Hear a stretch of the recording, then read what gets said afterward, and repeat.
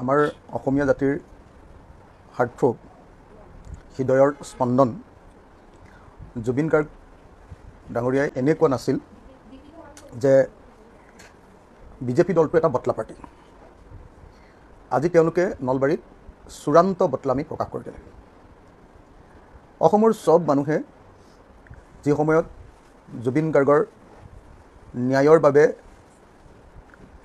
মানে একেবাৰে শুব পৰা নাই ন্যায় বিচাৰি, যি সময়ত জুবিন গাৰ্গৰ ন্যায়ৰ বাবে মানুহে খোৱা বোৱা ভালকৈ কৰিব পৰা নাই, যি সময়ত অসমৰ মানুহে জুবিন গাৰ্গৰ ন্যায়ৰ কাৰণে একো কাম কৰিব পৰা নাই, সেই সময়ত বিজেপি দলে আজি নলবাৰীত যিটো বটলামি কৰিলে সেইটো অসমৰ ইতিহাসৰ ৰাজনৈতিক ইতিহাসৰ আটাইতকৈ ডাঙৰ এটা কৌতুক আৰু জুবিন গাৰ্গৰ প্ৰতি এটা চূড়ান্ত অপমান।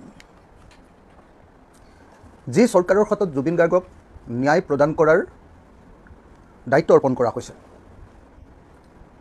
সেই চৰকাৰ চলোৱা ৰাজনৈতিক দলটোৰ সভাপতি আৰু মন্ত্ৰীসকলে আজি জুবিন গাৰ্গক ন্যায় দিব লাগে বুলি ৰাজপথলৈ ওলাই আহিবলগীয়া হৈছে, ওলাই আহিছে। যিটো ডিপাৰ্টমেণ্টে ছিংগাপুৰত গৈ নৰ্থ ইষ্ট ফেষ্টিভেলখন পাতিছিলে, সেই ডিপাৰ্টমেণ্টটোৰ মন্ত্ৰীজনে যোনে পাতিছিলে পবিত্ৰ মাৰ্ঘেৰিটা, আপোনালোকে জানে যে external affairs ministry presence north east India festival in Singapore এই বুলি তেওঁলোকে এডভাৰটাইজ কৰিছিলে যে আমাৰ বৰ্ষী পৰিক্ৰমা ডিপাৰ্টমেণ্টে আচলতে ছিংগাপুৰত নৰ্থ ইষ্ট ফেষ্টিভেল পাতিছে আৰু নৰ্থ ইষ্ট ফেষ্টিভেল পাতিবলৈ লৈ গৈছে আমাৰ মৰমৰ জুবিন গাৰ্গক। আৰু জুবিন গাৰ্গক তেওঁলোকে ষ্টেট গেষ্টটো কৰা নাই, নেশ্যনেল গেষ্টটো কৰা নাই আৰু নিৰাপত্তাও প্ৰদান কৰা নাই, আৰু তেওঁলোকে জুবিন গাৰ্গক তাত মাৰিছে, নিৰাপত্তা প্ৰদান নকৰি মাৰিছে। মাৰি এতিয়া সেই নিৰাপত্তা প্ৰদান নকৰি যে মাৰিলে, সেই নিৰাপত্তা প্ৰদান নকৰা ডিপাৰ্টমেণ্টটোৰ মন্ত্ৰী পবিত্ৰ মাৰ্ঘেৰিটা তেওঁ আহি এতিয়া আন্দোলন কৰিছে যে জুবিন গাৰ্গৰ ন্যায় লাগে। মইতো ভাবোঁ যে জুবিন গাৰ্গৰ ন্যায় বিচৰা আন্দোলনৰ এটা প্ৰধান দাবী হ'ব লাগে যে পবিত্ৰ মাৰ্ঘেৰিটাক গ্ৰেপ্তাৰ কৰিব লাগে। পবিত্ৰ মাৰ্ঘেৰিটাৰ ডিপাৰ্টমেণ্টটো প্ৰত্যক্ষ বা পৰোক্ষভাৱে জুবিন গাৰ্গৰ মৃত্যুৰ কাৰণে জগৰীয়া, কাৰণ এক্সটাৰ্নেল এফেয়াৰ্ছ মিনিষ্ট্ৰীয়ে নৰ্থ ইষ্ট ফেষ্টিভেল পাতিছিল আৰু সেই এক্সটাৰ্নেল এফেয়াৰ্ছ মিনিষ্টাৰ এজন হ'ল অসমৰ ৰাজ্যিক মন্ত্ৰী পবিত্ৰ মাৰ্ঘেৰিটা। সেই পবিত্ৰ মাৰ্ঘেৰিটাই আজি যেতিয়া নলবাৰীত ৰাখি ন্যায় দিব লাগে বুলি প্ৰতিবাদ কৰিছে ডাবুল ইঞ্জিনৰ চৰকাৰ, কেন্দ্ৰটো বিজেপি, ৰাজ্যটো বিজেপি, তাৰ পাছত মানুহৰ বুজিবলৈ বাকী নাই যে বিজেপি চৰকাৰে জুবিন গাৰ্গৰ ন্যায় কেতিয়াও প্ৰদান নকৰে, ৰহস্যজনক মৃত্যুৰ প্ৰকৃত ন্যায় কেতিয়াও প্ৰদান নকৰে। এওঁলোকৰ কাৰণে 2026 ৰাজনীতিৰ হাথিয়াৰ হৈ পৰিল জুবিন গাৰ্গ।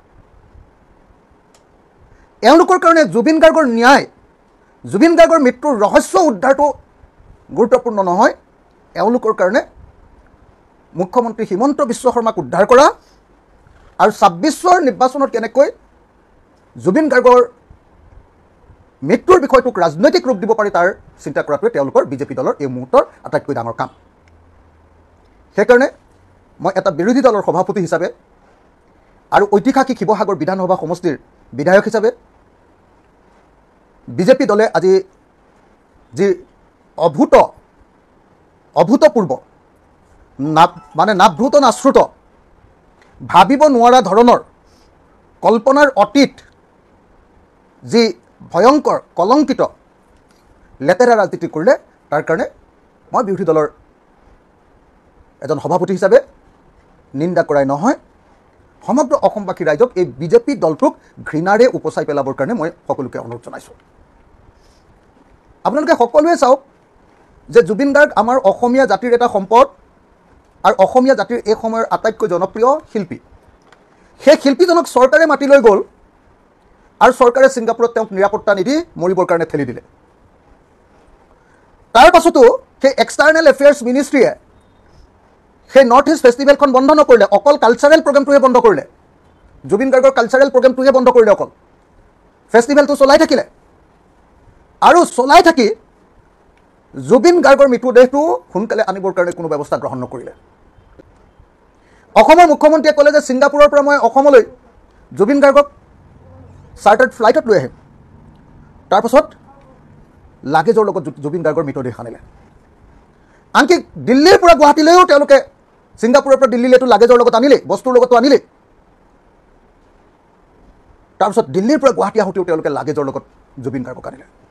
অসমীয়া জাতিৰ আটাইতকৈ জনপ্ৰিয় এটা যুগৰ প্ৰতিনিধি জুবিন গাৰ্গক তেওঁলোকে লাগেজৰ লগত লৈ আহিলে। শেষ শ্ৰদ্ধাঞ্জলি যি সময়ত জনাব লাগে তেওঁলোকে লাগেজ বস্তু বাহানিৰ লগত লৈ আহিলে। আশ্চৰ্যজনক। যিকেইজন মানুহৰ কাৰণে মৃত্যু ঘটিলে, সিদ্ধাৰ্থ শৰ্মা, সন্দীপন গাৰ্গ, এইকেইজনক লগ পায়ো দিল্লী বিমানবন্দৰত গ্ৰেপ্তাৰ নকৰি তেওঁলোকক পলুৱাই পঠালে।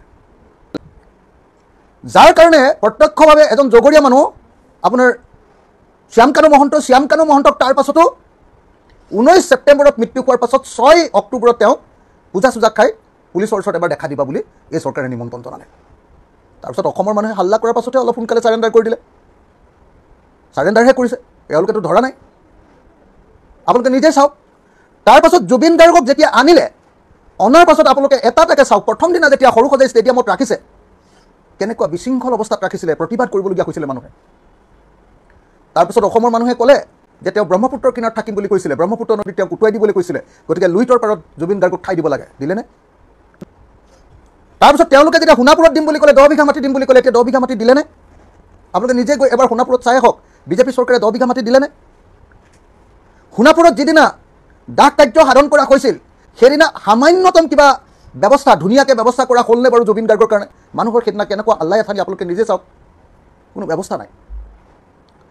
তাৰপিছত নিজেই আপোনালোকে চাওক যে এই চৰকাৰে কৈছিলে যে ৰাষ্ট্ৰীয় মৰ্যাদাৰে জুবিন গাৰ্গক আমি বিদায় দিম।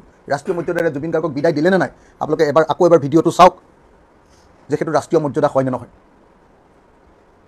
আপোনালোকে নিজে চাওক যে সেইটো ৰাষ্ট্ৰীয় মৰ্যাদাৰে জুবিন গাৰ্গক বিদায় দিলেনে নাই। এই চৰকাৰে প্ৰতি পলে পলে, প্ৰতি মুহূৰ্ততে জুবিন গাৰ্গৰ প্ৰতি, মৃত জুবিন গাৰ্গৰ প্ৰতি অপমান কৰি আহিছে। তেওঁলোকে চাৰিওফালে হুলস্থুল লগাই দিছে যে বেলেগে ৰাজনীতি কৰিছে জুবিন গাৰ্গক লৈ। আমি দেখিছোঁ যে কোনো ৰাজনৈতিক দলে জুবিন গাৰ্গক লৈ ৰাজনীতি কৰা নাই। ৰাজনীতি অকল কেৱল আৰু কেৱল বিজেপি দলে কৰিছে। আনকি অসম গণ পৰিষদকো আমি ৰাজনীতি কৰা দেখা নাই। বিজেপিৰ লগত থকা অসম গণ পৰিষদকো আমি ৰাজনীতি কৰা দেখা নাছিলোঁ। ৰাজনীতি কৰিছে জুবিন গাৰ্গৰ মৃত্যুক লৈ কেৱল আৰু কেৱল ৰাজনীতি কৰিছে বিজেপি দলে, বিজেপি চৰকাৰে, হিমন্ত বিশ্ব শৰ্মাই। চাৰিওফালে যেতিয়া প্ৰতিবাদ উঠিছে, জুবিন গাৰ্গৰ পত্নীয়ে যেতিয়া ক'বলগীয়া হৈছে যে এমাহ হৈ গ'ল, এতিয়ালৈকে মই মৃত্যুৰ কোনো ৰহস্যই গম নাপালোঁ। জাষ্টিছ ফৰ জুবিন গাৰ্গ বুলি যেতিয়া তেওঁ লিখিবলগীয়া হ'ল, কান্দিবলগীয়া হ'ল, ৰাতি ৰাতি গৈ যেতিয়া জুবিন ক্ষেত্ৰত গৈ যেতিয়া জুবিন গাৰ্গৰ পত্নী আৰু ভণ্টিয়ে যেতিয়া কান্দিবলগীয়া হ'ল, চাৰিওফালে অসমৰ মানুহে যেতিয়া বিজেপি চৰকাৰক ঘৃণাৰে উপচাই পেলালে যে আমাৰ আটাইতকৈ মৰমৰ শিল্পীজনৰ প্ৰতি তোমালোকে দায়িত্ব পালন কৰা নাই, তেতিয়া বিষয়টোক বিপথে পৰিচালিত কৰিবৰ কাৰণে বিজেপিয়ে এতিয়া কি কৰিছে? এতিয়া তেওঁলোকে বিজেপিয়ে নিজেই ন্যায় বিচৰাৰ আন্দোলন কৰি এটা কৌতুক ৰচনা কৰিছে। কৌতুক এয়া হ'ল পোনে পোনে এজন যুগৰ শ্ৰেষ্ঠ শিল্পীৰ প্ৰতি অপমান। এয়া হ'ল পোনে পোনে আমাৰ যুগৰ আটাইতকৈ শ্ৰেষ্ঠ, আটাইতকৈ প্ৰতিনিধিত্বমূলক, আটাইতকৈ জনপ্ৰিয় শিল্পীজনৰ প্ৰতি এখন চৰকাৰে কৰা বদলামি। আৰু সেইকাৰণে জুবিন গাৰ্গে জীয়াই থাকোঁতে কৈছিলে যে বিজেপিক ভোট নিদিব, ই এটা বদলা পাৰ্টি। সঁচাকৈ বিজেপিয়ে মৃত্যুৰ পাছতো জুবিন গাৰ্গৰ সেই কথাটোকে প্ৰমাণ কৰিলে যে বিজেপি এটা বদলা পাৰ্টি। ই মৃতদেহক লৈও বদলামি কৰিবলৈ নেৰে। ইয়াৰ কাৰণে মৃতদেহো শিল্পী এজনৰ, যুগশ্ৰেষ্ঠ শিল্পী এজনৰ মৃত্যুৰ ঘটনাটো এওঁলোকৰ কাৰণে কেৱল আৰু কেৱল ভোট গোটোৱাৰ আহিলা। সেইকাৰণে আমি এই দুৰ্ভাগ্যজনক সত্যক, আজি নলবাৰীত হোৱা যিটো দুৰ্ভাগ্যজনক সত্য যে অসমৰ ৰাজনৈতিক ইতিহাসৰ আটাইতকৈ নিকৃষ্ট ঘটনা, যি চৰকাৰে আমাৰ জুবিন দাক ন্যায় দিব লাগিছিলে, সেই চৰকাৰে 30 দিন পৰ্যন্ত য'ত ঘটনা ঘটিলে তালৈ তদন্তকাৰী কমিটিকে পঠিয়াব নোৱাৰিলে। ন্যায় দিয়াটো বাদেই দিয়ক, ৰিজাল্ট এটা ওলোৱাৰ কথাটো বাদেই দিয়ক, য'ত ঘটনা ঘটিছে 1 মাহ পুৰ খোৱাৰ দিনালৈকে যাবই নোৱাৰিলে, 32 দিনৰ দিনাহে গৈ পাইছেগৈ। আৰু গৈ পাইতো কোনো কামেই নাই। তাত যিমানেই তথ্য নানক লাগিলে সেই তথ্যৰ কোনো ভেলু নাই, কাৰণ তাৰ পৰা তথ্য আনিবলৈ হ'লে ভাৰতবৰ্ষৰ যিখন আইন আছে এতিয়া BNSS 2023 তাৰ 112 নম্বৰ ধাৰা অনুসৰি কোৰ্টৰ জৰিয়তে সেই তথ্যখিনি আনিব লাগিব। সেইকাৰণে অসমৰ চব মানুহে দাবী কৰি আছে যে সুপ্ৰিম কোৰ্টৰ নিৰীক্ষণত বা হাইকোৰ্টৰ নিৰীক্ষণত CBI তদন্ত হওক। সেইটোৰ পৰা লুকাবৰ কাৰণে তেওঁলোকে বিজেপি এতিয়া প্ৰতিবাদ কৰিছে। চবে কৈ আছে যে জুবিন গাৰ্গৰ মৃত্যুৰ বিষয়টোক এটা ৰাষ্ট্ৰীয় বিষয়, প্ৰধানমন্ত্ৰীয়ে ইয়াত হস্তক্ষেপ কৰা দৰকাৰ, চবেই কৈ আছে। সেইটো লুকুৱাবৰ কাৰণে বিজেপিয়ে আজি নলবাৰীৰ এই আন্দোলন নিজৰ চৰকাৰৰ বিৰুদ্ধে নিজেই আন্দোলন কৰিছে। এতিয়া মানুহে কৈ আছে যে বিজেপিয়ে যদি বিজেপি চৰকাৰৰ বিৰুদ্ধে আন্দোলন কৰে, বিজেপিৰ ৰাজ্যিক সভাপতিজনে যদি আন্দোলন কৰে, যিজন মানুহে মিটিংখন পাতিছিলে